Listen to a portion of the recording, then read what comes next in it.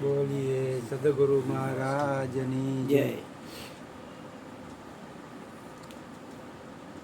જગત અને ભગતમાં ઘણો ફેર છે. માનો કે જગતને એમ છે કે ભાઈ ભગવાન પાસે કાંઈ માગવું હોય તો કેવું માગે,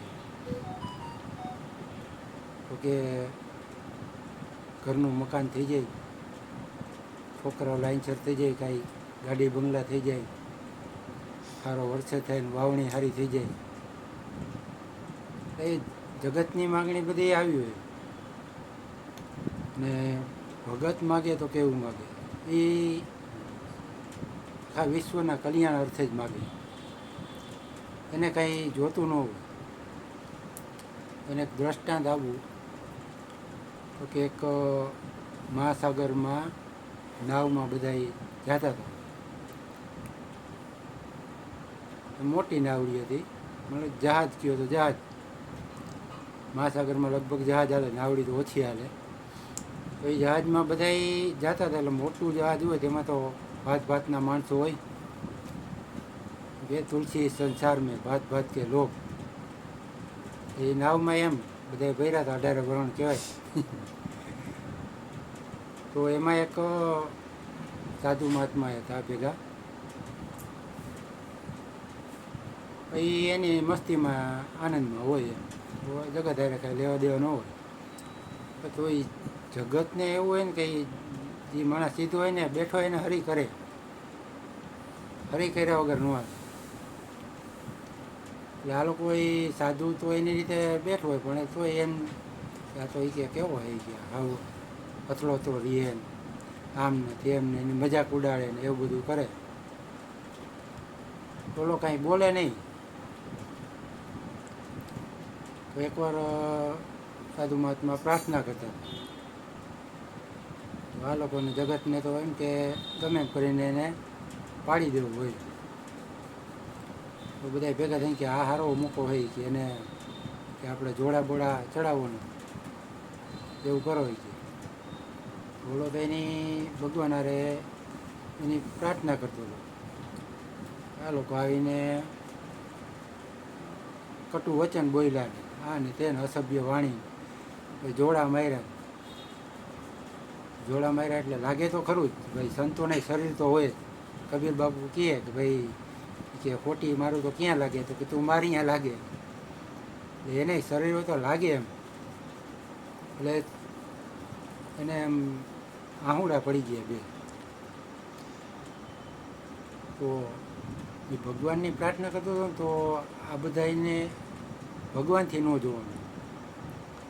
તો આકાશવાણી થઈ કે તું કહેતો હોય તો કે નાવડી ઊંધી વારી દઉં, જહાજ ઊંધું નાખી દઉં. તો ઓલા આંખમાં આંસુ આવી ગયા હતા, કંઈ બોલ્યો નહીં. પછી પ્રાર્થના પૂરી થઈ પછી બોલ્યો, ઓલા જહાજવાળા બધા અમે જોઈને બોલ્યો કે તમે ગભરાતા નહીં, કે એવું કાંઈ નહીં થાય. પછી આમ ભગવાન સામે નજર કરીને બોલ્યો કે રે પાલનહારી, કે તું એ કે આવી રાક્ષસી વાણી બોલે છે એમ.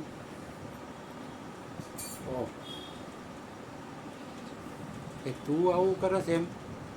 આ લોકો તો આવું કરે.